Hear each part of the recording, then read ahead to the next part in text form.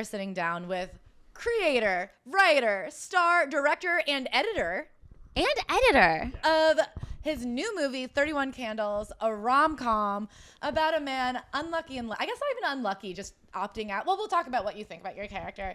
Unloved, I guess we can say as a blanket statement. An unloved 30-year-old man. Uncuffed. Who, in an attempt to reconnect with his camp crush, decides to bar mitzvah himself. Correct. Yeah. At 30 years old for his 31st birthday.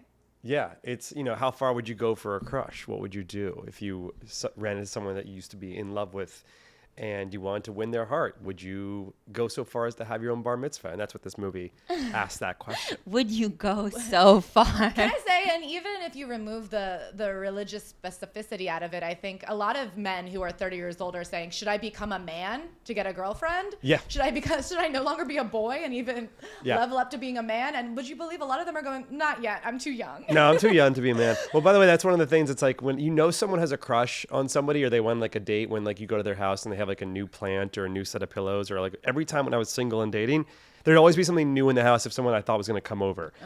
I'd make the house look a lot nicer or buy glassware. It's always these really weird purchases. That's so interesting because as a girl, I've never ever considered making my house look nice for a man. I think no, you're as a neat person. Your life is neat. Yeah.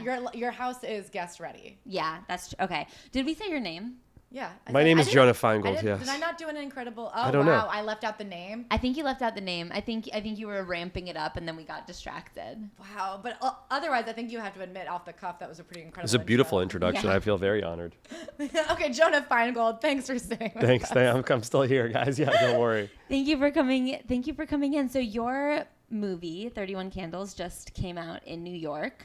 Yes. How are you feeling about it? I'm feeling very good. I'm feeling very honored and thrilled to have a movie that's out in theaters. Like, this is one of the things I was trying to do with this movie from day one. My first movie came out in theaters, but it was right after the pandemic. And we did 33 theaters, and it was very difficult to get people back in. And we also released the movie in theaters and online at the same day. And that's a hard one to get people big fall off. Immediately post-pandemic to say you could watch this at home or in a theater. Right. But by the way, if you go see it in a theater, it's such a better experience. And I say that truly as unbiasedly as possible because it sounds better, it looks better, and it's the thing that I'm trying to push people for is the memory of going to the theater, that the movie experience, like you remember when you saw Jurassic Park with your dad or when you went on that shitty first date to go see like Anchorman, like you remember the parking lot, the conversation after the popcorn. And I feel like when you go watch a movie on your couch alone, you don't remember the act of watching the film. Yeah. Well, there's also way less pressure to like treat it as a whole piece of like art at once. Whereas, it's very easy to say, okay, we'll finish this tomorrow. Let me check my phone. Hold on. Something's beeping. But also it gave birth to like that whole TikTok generation of like new talent, and like it was definitely had a positive effect on some performers. But I think for 31 Candles, I made a movie called At Midnight, which was on Paramount Plus, which came out on Valentine's Day, and it was an underdog movie, and that had Monica Barbaro, who got nominated for an Oscar recently not for my movie, for the movie she did after. And then I made a movie called Xmas, which is a very timely film right now. I loved Xmas. Yeah, every year it gets watches, and which is great, which is awesome because we had Veronica and Leighton Meester and Robbie Amell and Michael Hitchcock, but it just goes online, and you're like, it's a little underwhelming because you put a year of your time into this thing, and then it becomes a piece of content in a sense.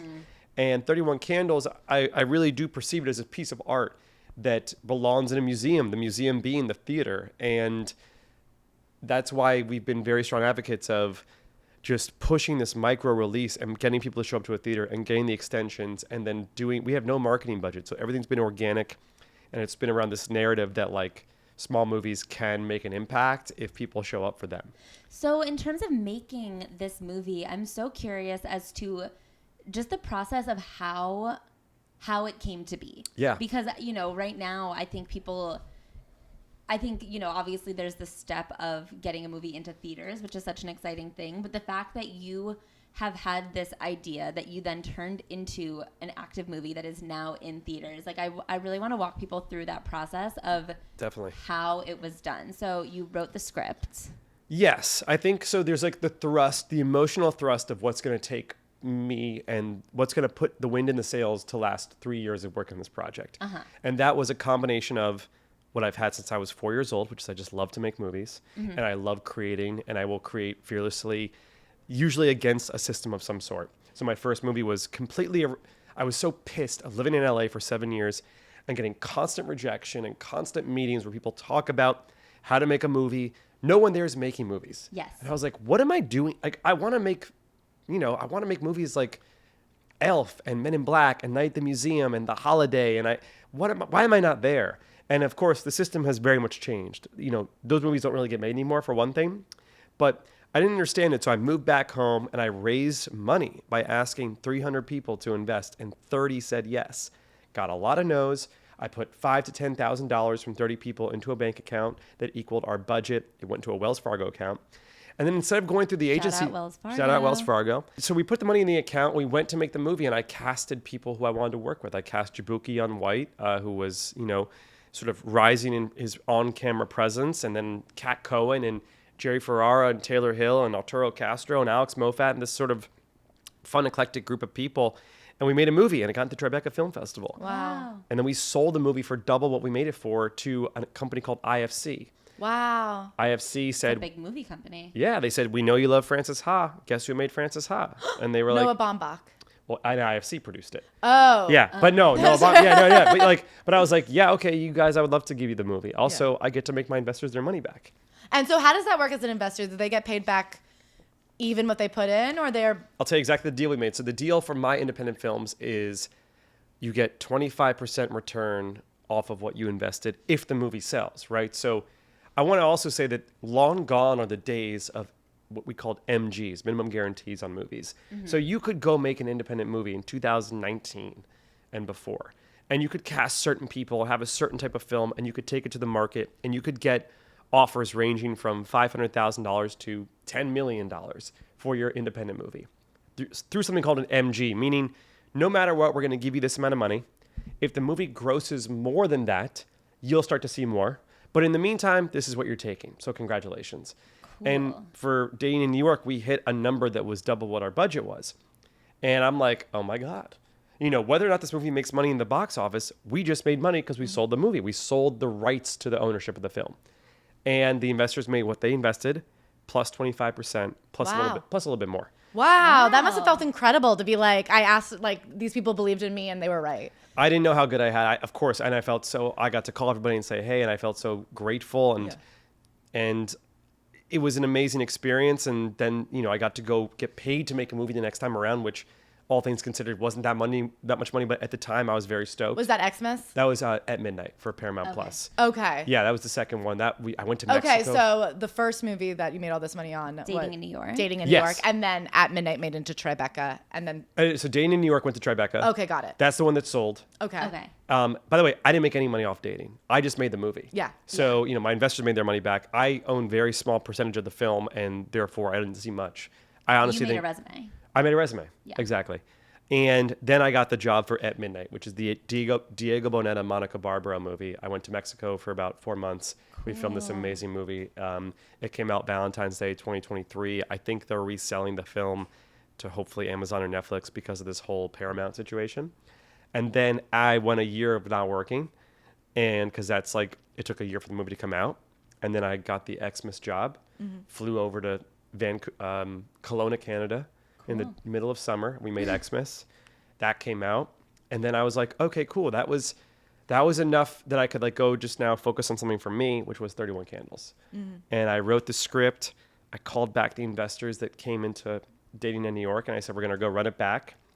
And we made something very, very, very personal, in that film. And I wrote the script, and I casted who I wanted. I went right to Sarah Coffey, who I met through TikTok, Joey Dardano, Jackie Sandler, Caroline Aaron. How do you know Jackie Sandler? So this is sometimes where WME was very helpful in this capacity. Shout out WME. They called and they were like, hey, we love this for Jackie. And I was like, I love Jackie. Would she be down? And they're like, yeah, she really loves the script. And I was like, oh my God, fun. So you're at WME? No, I'm at UTA. Us too. Wow. Oh yeah, Nobody called us about being in 31 Candles. Yeah. I could have been Jackie Sandler. No, it was no, but that was an incredibly helpful. Yeah. Wow. It helps when an agent calls and says, "How can I put my So client?" how in your film? do you know how she got a hold of the script? I think so. When I have a script, I think what helps is when there's a start date and when there's financing. So the movie was it was also during the SAG strikes. Can I ask how much you got for it? How much we raised for 31 Candles? I would say, I'm just going to say it's under $1 million. Okay. Yeah. And then how did you make it during the SAG strike? We got the SAG waiver, Oh, okay. which was such a pain in the butt. Yeah. Because it was just, what I feel really annoyed about, that I will publicly say, is that SAG seemed to make it really hard for movies like ours that were really, truly independent baby films. And the amount of money and time that they caused us by lack of communication and by what felt like disrespect is insane, considering they were giving waivers to multi-million-dollar studio projects that were clearly paying them off. Well, it's so funny because I've heard this from like Honora, that there was such a sense on that set, even though they were working insane hours and like a lot of the SAG rules were being broken in a way that you would assume is like kind of abusive to crews, that there was such a, on that set, there was this idea of like, we love movies, we want to make movies, and the unions are sometimes holding us back from our ability to do anything that isn't like a $1 billion Superman production. Like, what happened to the beauty of filmmaking of like a scrappy ragtag team? And I do wonder like how they'll figure that out, this idea of like, how do you protect people without stopping them from achieving things that are less than, I think it needs to be case by case. I think every movie is different. It's a piece of art. It's like a piece of, like, you cannot make a global set of rules for a artistic form. Can you imagine going to a painter and being like, all right, you can only work these hours, and you know, and then it's going to cost this amount of money if you want to paint this, and it isn't conducive to independent cinema. And like, and that's the problem, is that you need those boundaries, because for the Supermans and like, they are going to try to take advantage of crew, and they are going to try. So it's so difficult to be like, how do we make sure that that people aren't taking advantage of exceptions, and people aren't taking advantage of people to make stuff that is capitalism. Like, no, you need it. You need the unions. Like a Marvel for sure. movie is like, you know, not to be like, that's not art, but Marvel's art. It's all art. It's all art, but like, they're not. The people who are working overtime on that movie aren't doing it for the sake of like. I feel like there are a lot of people on that movie who are also there for the profitability of it. Yes. I mean, and it's for a job. Like, and there's nothing wrong with that. There should be an environment by which you could be in film and have a job. I think I get really bothered by this idea that independent filmmaking also equals being poor and scrappy. Like, who's to say we can't have nice things? Now, the nice things shouldn't be overpaying anybody. The nice things should be ownership over your work, safe, fun environments for filmmaking, and a general sense of like class and respect amongst the crew, which usually all those things happen, except for the ownership part. So this is what I'm trying to build with my company, Romantical, where every movie I've ever made I don't own. And that really hits you when you're trying to push your film out there into the world, because, you know, who really gains from that? I'm doing the most work, and I don't own this movie anymore. And is that because you've sold it? Well, 31 Candles, we made a distribution deal. Sure. So gone are the days of the MG, which I was explaining. So for 31 Candles, I found a distribution partner who was going to help us get into theaters and we could collaborate on that strategy. That strategy being targeted releases in theaters that played well for independent romantic comedies, particularly Jewish ones. And then build word of mouth hype through that method, and then go wider a couple weeks later, which is exactly what we're doing. And it's going 100% according to plan. But next time I do it, I kind of want to own the movie completely, because now I understand how it works. And not to say I don't love the people we're working with. I absolutely do. And I would love to hire them to come do this for Romantical. But I think you realize that what I love about podcasting and stuff is like, you guys own your audience. You own your show, your IP. I don't think we own you guys. Not own, you know what I mean? But like, to us, you're independent people. But I know what you mean. You know what I'm saying? Like contractors. Yeah. That we've hired to listen. Permalance employees. But you know, like, it used to be back in the day that you could be Rob Reiner or Nora Ephron and you get paid millions of dollars to go make your rom-com. And that's a great amount. That's an amazing amount of money. You can live very happily, and you can make a movie about once every 5 to 8 years. Now, Those movies of those size don't even get made anymore. The directors don't even get paid that much anymore. And you still don't own it. So all of these things can't be true. You know, I'm down to get paid very little if I own the movie. Yeah. I'm down to get paid a lot if I don't own the movie. But those lines are becoming more distant. And it's so crazy because where's all the money going? And like people, there's such a clamoring for it. So I'm really interested. This movie, I could feel all the references in it. I know it's very autobiographical, but I could feel where, as a kind of rom-com lover, what did you think was missing in the market? What do you think works? What do you like? I feel like right now everyone can admit we're in this like weird rom-com dearth. Sure. And then all we got was Anyone But You, and we were like, why not? So as a study of rom-coms, I'd love to hear what you've come to as like what works, what we're missing, what you love. Yeah. Well, what I thought was missing was a movie just about two people walking and talking and sort of falling in love with each other and like flirting. Like just a movie with two people flirting. There's no crazy plot element. Although 31 Candles does have a plot, I never feel like we push it. I feel like it's more in the same way that I think a lot of people like Anyone But You. Or no, Nobody Wants This. Very similar titles now they say that. Oh but like Adam Brody's show. I mean, well, all these titles, Anyone But You. The Last of Us. I mean, it's all. What happened to titles? All this Me Before upsetness You. about pronouns. I'm like, all I hear are like you, me, us. Yeah. The Last of Us. Wait, You, Me, Us is a good title, by the way. Oh, we at you, you to me. We, me, you, us. But the like idea of like just two people walking and talking and falling in love, I think we as a culture ultimately really want that. And we saw that in Nobody Wants This. And there's a little bit of that in 31 Candles.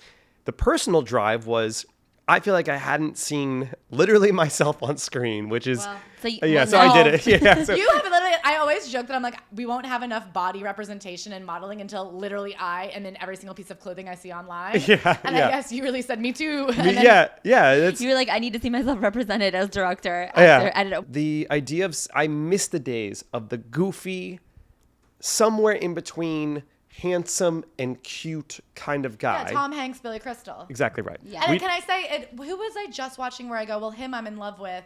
It's better that he's not perfectly hot. Was it Miles Teller? No, because he didn't do it for me. But there was someone where I was like, oh, I wonder who it is. Me too, but was it me? What movie was Cool. The good clip. No, when did you think it's better that he's not hot? No, I'm kidding. Yeah. No, but there was something not hot the way that men, like the weird, everybody, like how all women are on Ozempic and all men are on steroids, and then you're watching these rom-coms where like the most jacked man you've ever seen. And you're this like, is exactly I don't really want him. That's exactly right. I miss the days of the Billy Crystal, the Tom Hankses, the Albert Brooks, the John Cusacks. I mean, John Cusack and Serendipity. John Cusack and Serendipity. Wow. Incredible. But here's the thing. Even Cary Grant, who is very, very hot, was physically quite goofy in a lot of the movies he would do. Mm-hmm. And I felt like that was missing too. Steve Martin, there's a movie called LA Story. Steve Martin is incredible as a romantic comedy lead in that movie. And I just wanted to see that, and I was down to be goofy. Also, director Jonah and actor Jonah were not going to give each other problems. I was going to be down to fall on a banana peel or hit a certain marking for the blocking or try something interesting, goofy, work these odd hours, call myself short, make fun of, talk to a magical rat. I think I would have had trouble with hiring an actor to do that. Mm-hmm. And I also, it was a personal journey of making the film that was very much linked to also just the journey of like exploring my family and exploring Judaism and all these different themes. And so that's ultimately why I put myself in it. And I felt like we were missing that kind of representation because, yes, rom-coms these days are just very sexy hot guys, which is important. And that obviously works because there's a level of like fun fan fiction you get by just seeing a stupidly hot person in a rom-com. But it doesn't, I don't know, without chemistry, I think a movie that I was really blown away by with the rom-com chemistry was My Old Ass. And I would hardly say that guy is hardly my type, and I guess he's no one's type because I think he became a rapist who had to get kicked out of Hollywood. So apparently had it. Who was this? He was. I think his name was like Percy or something. Okay. I don't know. Anyway, but he was kind of a goofy guy, but they had great chemistry. Yeah. They had amazing chemistry, and he really appeared as a person you would fall in love with if you were a teenager. Like it really, they nailed it. It's important to have, chemistry is one of the most important, elements that's like this, it's literally, it's not physics. It's not how they look. It is chemistry, and it's like biological. And when we chemistry read Diego and Monica for At Midnight, their chemistry was off the charts. And I stand by that film having incredible chemistry. because of that. Do you think that right now, because movies are so focused, like, do you think they're doing chemistry reads now for the most part? No, they're not. I think they're just casting the biggest names they can find. It's tough because, look, there's so many things that get in the way of the logistics of making a film. The bigger they get, schedules, egos, agent forgot to send an email, someone offended somebody looked at the wrong thing, somebody dated somebody, like all these different things get in the way of the actual art form. The reason I say they probably don't do chemistry reads is because so many movies are made before they even get greenlit, in the sense that a lot of studios won't greenlight movies unless they're fully packaged. So one of the struggles I have is to get my kind of films made, I need to have 2 people on board before I can even go pitch it. And I can usually get 1 person on board. But it's really hard because these movies don't get financed until the package is made. So it's a catch-22. Yeah, because then you're asking people to like hold time and hold... Which I feel horrible about. And I would never go, even when I sit down with my actor friends who are quite established and who would greenlight movies, I would never want to send them an unfinanced script unless it was my like magnum opus, which I just finished writing. Oh my God, congrats. Yeah, I'll thank you. Then I'll sit down in front of the person and say, this is the most important piece of art I will make, and I need you to read it in the next 24 hours. And then I think they will. But I can't say that for the random material I'm like attached to, because I would never want to send something unfinanced and put them in a situation that jeopardizes their career or other job opportunities. So by the time the movie gets to the screen, those 2 actors are already paired and hopefully they have chemistry. Thing is, chemistry is so rare. That's why you see it repeated so many times when it works. Kate Hudson and Matthew McConaughey. Yeah. Meg Ryan, Tom Hanks. Meg Ryan, Billy Crystal. Meg Ryan, kind of anybody, I guess. Meg Ryan, Meg anybody. Ryan, me. Meg Ryan, you. Yeah, like and you saw it with Clark Gable. You saw it with Cary Grant. You saw it with Humphrey Bogart. Like all these kind of instances of repeated relationships, because once you find it, it's perfect. Drew Barrymore, Adam Sandler. Yeah. Someone like. And that's why it happens that way. I think there used to be the day where a studio had a great big rom-com and they were reading everybody in town for it. But now what will happen is, I'm sure they attached 2 actors that maybe met and they had a fun dinner with the director and it went great. And then 2 weeks before production, guess who got the Marvel movie? That actor. Then they bounce and they have to replace that actor last minute, which happens all the time. So let me ask you, what were the films specifically that you were calling upon for 31 Candles? Yeah, for 31 Candles, there was a movie called Marty that won the Oscar in 1955 with Ernst Borgnine, which really inspired me. Mm-hmm. Then there was L.A. Story. There was Little Annie Hall vibes. Yeah, I definitely saw that in the costuming a lot. Yeah, and just like the way we like to play with the format, like there were no rules with the element of like what made the movie feel like a movie. Of course, I definitely noticed like there's a lot of like tonal switches. There's a lot of direct to camera, and then there's a lot of like fantasy, and then there's a lot of like hyper realism kind of. That's fun. It's just what I like Muppet movies. I love the Muppet films. I think it's an odd reference, but it's true. It's like, you guys ever watch the Muppet stuff? Who doesn't love Muppets? Well, they're just like so tonally interesting because they're real and they have like moments of like emotional depth, but they're also hyper aware of themselves as films. Yeah. You're the second person I've talked to in the last 2 weeks. Also, the creator of Operation Mincemeat was like citing the Muppet movie as like her big inspiration. I think the Muppets might be some of the most one of the most inspiring kind of like projects that people pull from, because when we were reading memoirs, there was a couple of drummers that pull from Animal. No way. Travis Barker and I forgot who else like cited Animal as their like one of their biggest inspirations for getting into drums. But I really think the way that the Muppets have inspired art is kind of insane. Well, they're the highest. So Jim Henson and his team were the highest level artists. I mean, those guys took everything so seriously and with so much care that then, because they did that, the basis by which it can inspire other artists, it becomes so powerful. And for me, I was drawn to it because, in the Great Muppet Caper, it's a scene where they're coming down in a hot air balloon talking about the opening credit sequence. And then they land, and there's a musical number about how it's about to be this big movie. But then you get into the movie knowing it's a movie, and it's still very pure. And you still care about it, even though there's a level of us knowing it's not real. And I think that that's a tone I love. And like, it's self-aware, it's meta, it's about friendship. When Fozzie and Kermit are shaving, in the bathroom, it's like Kermit's feels bad because Fozzie can't come with them to this big date he has. And it's just amazing the range that they can get in. It's also made so long, 70s, it's been around, it's timeless. I would say that there's that. I would say there's movies like The Apartment by Billy Wilder that I'm very inspired by. But I also, really do feel as if my job, and I'm feeling more comfortable saying this, is I'm trying to become a tone of my own, which is sincerity, a little bit of drama, a friendship, guys who aren't afraid, men who aren't afraid to say the words I love you and perhaps romanticize life, and something that's whimsical and joyful. And I think there's like not enough of that out there. And sometimes it can be too much, but I really feel like that's my job as an artist, to create work, to just put smiles on people's faces. So I'm curious about the movie itself. A big part of it is the height of Sarah. Yes. Was that something you were looking for, like a tall actress, or did you like loved Sarah's work and then? Yeah. You had to Do you guys know Sarah? I forget if you. No, I've never met her. Yeah, you guys would all be great. She's amazing. So sometimes how we beat ourselves up for just scrolling on TikTok or Instagram. I was scrolling, and same way that I came across Veronica's work for Xmas before SNL fame now and Instagram fame, like it was just like, oh, this person's really unique and interesting and has a gift. And I saw Sarah, and I was like, hey, I know your last name's Coffee. Can we get coffee? Bless you. And she's allergic to the corniness. Yeah. And that's a good line. And we got coffee, and I was like, hey, I'm writing this movie, and I just feel like you're this character. Like would you be open to this thing? And the next time we met up, I brought my camera, my Lumix, and we literally filmed a chemistry read on the street of me. I was like, hey, act like you haven't seen me in 20 years. And last time you saw me, I was taller than you. And then we did this chemistry read. And I was like, yeah, this is Ava Shapiro. And this was like halfway through writing the script. And she just has something interesting. She reminds me of like Barbara Steinwick, one of the great rom-com actresses of all cinema history. And she reminded me also of just she had something very unique, which was like very beautiful, very charming, self-deprecating, but also, incredibly confident. And so I also thought physically it was interesting because Leo is a character that is always looking up. There's a lot of visual motifs to him looking at buildings or looking at dinosaurs, looking at the past, romanticizing and glorifying this past concept of his life.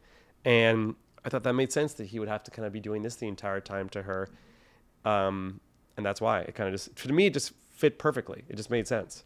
So to get back to Ashley's initial question, writing, directing, starring, editing. Yeah. Editing yourself. Tough. How was that? I mean, as podcasts, do you guys edit your episodes and stuff like that? No, my voice makes me want to die. Oh my God. So you guys know. So it's like, I think here's the thing. I grew up never being afraid to film myself because that was the only actor I had was me, my sister, and my dogs. I worked at BuzzFeed. They trained us very well to like go out there and make videos and put ourselves in them. And I was excited to edit the movie because I thought that the extension of what's up here to what's on the screen in the edit, because I'm the one doing it, would be very pure. So some of those editorial choices and mistakes you see are almost intentional. It was tough because the editor Jonah and the writer Jonah would often fight, in that when there's something wrong in the edit, it means there's something wrong in the script. And when there's something that makes sense more for the edit, the writer Jonah gets mad. Well, no, shoot, you need that scene. It's so funny. It's that great shot, or there's that great joke in it. And then the editor, Jonah, is like, no, dude, but the emotionality of the movie says that the audience doesn't want to go that way. The audience wants to stay with the character. And that I find to be, usually you're just cutting stuff because you want to have the most pure emotional journey for the audience member on the film. And so one little thing I would do just to separate myself was I'd put the movie in black and white. I edit everything I do in black and white. And then I would flip the image so that it looks different than the way I shot it on the day. So, like you take it, like when you shoot with an iPhone, how it looks reversed. So I would do that in black and white. And then by the end of the process, I put it in color again and it looks completely different. And it's a really helpful way to sort of understand how it's done. So you had to like physically create these barriers to separate yourself from the because that's the thing that I find with editing is the number one skill is, I mean, obviously it's a very technical skill, but I think most of it is like an emotional like ruthlessness because you do really have to just like slice and dice in order to get kind of the best results. Yeah. And it's so easy to be like, but that's so pretty. Yeah, no, it's which of the out of editor, director, actor, writer, where do you feel the most frustrated with yourself? Who do you think is like the king of the castle? Like, do you feel that like ultimately you're proudest of your script and then you're directing, or do you ever struggle with yourself as an actor? Like, rank them. Most proud of my king of the castle is director. That's what I'm born to do. Directing is my favorite thing to do. And I love it so much, and I could do it every single day and never get tired or hungry. And that's how you know when you're doing the thing that you love. Acting is fun, it's exhausting, and it's unforgiving, you know, because the actor is such a small piece of the puzzle in a movie. People, like, you have the easiest job. I really do believe that. You know, I think the actor, you come in, you say the words, you hit the marks, you bring your personality.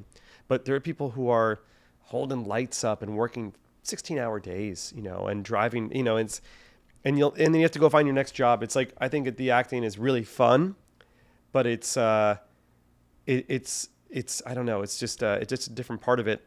The editing, I think I like going back to working with an editor. I think I would enjoy that process. Yeah, I was going to say, which are you going to offload first? Editing. Yeah. And I think I would only want to be directed by myself. I think acting is also a very scary job. You don't know what you're going to get from the director on the day. I cannot imagine going into a set, not knowing the director at all, and being like, hey, I'm here to serve. And I'm like, what if they say something crazy to me? Like, what if they have no idea what they're doing? You know, and obviously a lot of directors do know what they're doing, but it can be very scary. Then writing for me is the hardest part because I'm so ADD. And to me, writing used to be, it was a wave. I used to write so many scripts and then nothing ever happened with them. And I was like, why did I just spend 3 years writing a script that cost $100 million about Ben Franklin traveling back in time? Forward in time. And why was that? What the hell? And I'm going to go pitch it and no one reads it and agents don't care. And then I went through a phase of, I don't want to write anything because nothing can ever get made. And then I went through a new phase of anything I write, I'm going to go make. And now that has sort of hit me where I'm like, oh, I had the power to go to final draft, spend some time on a script, and then get that thing made. And the new part I've learned is that the hard part of writing isn't sitting down at a computer and doing final draft. 90% of the writing happens on the subway ride here, or in the walk to the park, and it's in the brain and it's on the notes app. And then when you sit down to write, it's actually just the task itself of writing. It's not, let me think of an idea. I find that no ideas ever happen at the screen. The ideas always happen away from the screen. And that recently I cracked. But I also learned that a lot of my favorite movies, rom-coms, didn't have completed scripts when they started. So Casablanca and The Apartment, these movies I hold up as some of the best screenplays ever. Those scripts, particularly their third acts, were written during production, which I believe that production and writing should come hand in hand. Mm-hmm. I don't think this idea that you have the perfect screenplay that then just goes and gets made, really, I don't believe in personally. Because I just made a movie for YouTube that came out over the summer, and we didn't have a script, but everyone says it's the best written thing they've seen in years.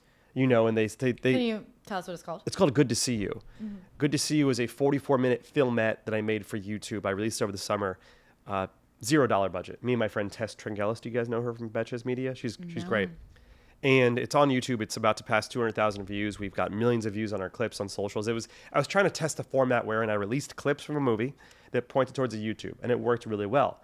And where were you releasing those clips on? TikTok and Reels, or within Shorts itself? Shorts, TikTok, and Reels. Okay. And were you seeing that people were watching on TikTok and Reels and getting to the YouTube? Yes. Wow. And particularly Instagram, though. Interesting. Instagram, we had 2 clips go mega viral, 6 million views each. Oh, and wow. I did a trial reel, did the same numbers.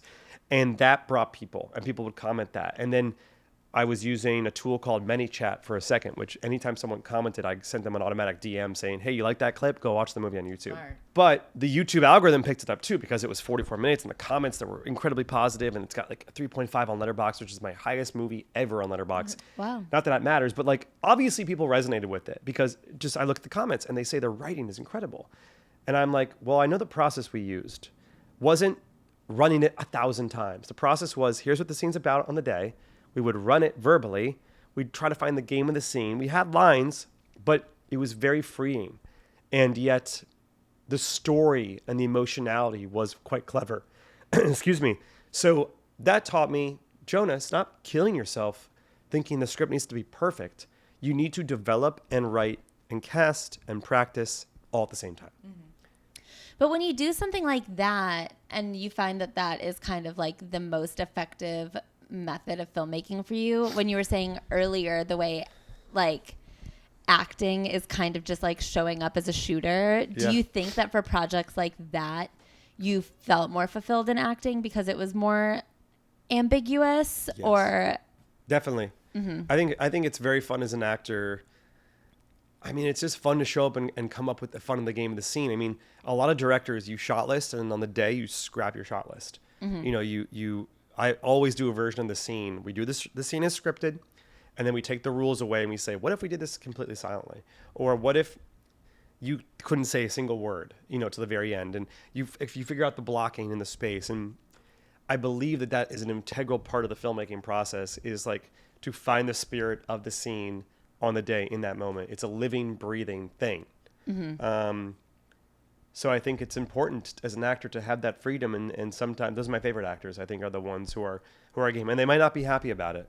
Especially, you know, I've definitely been yelled at by actors, and I understand why when they prepare, and they show up and say, well, these are new lines and this is new. I go, yeah, but deep down you kind of know what you want. And then, by the way, the funny thing is with improv, sometimes actors say, can I improv a bit? And I'm like, of course, like, please take the words, take what you want. And then they just do the scene. Yeah. And it's like, okay, great improv. Actually, my favorite take, but like, it was just the same words. Yeah. So I don't know, something interesting psychologically there.